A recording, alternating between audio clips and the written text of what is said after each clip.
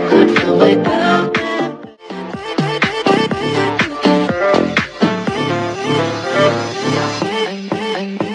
Anh chẳng biết tên bạn gì, từng đi nhìn đủ để thấy đôi môi thật kỳ, để ánh đèn buồn ngọt vào với tao.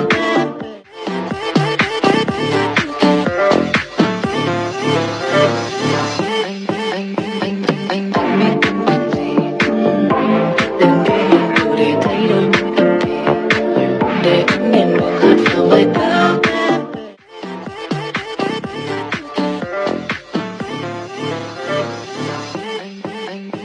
Anh chẳng biết tên bạn gì, từng đi nhìn đủ để thấy đôi môi thật kỳ, để ánh đèn buồn ngọt vào với tao.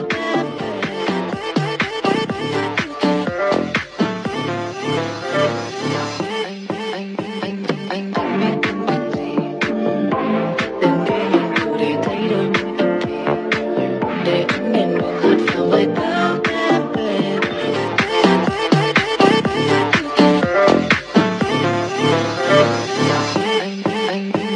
Anh chẳng biết tên bạn gì, từng đi nhìn đủ để thấy đôi môi thật kỳ, để ánh đèn buồn ngọt vào với tao.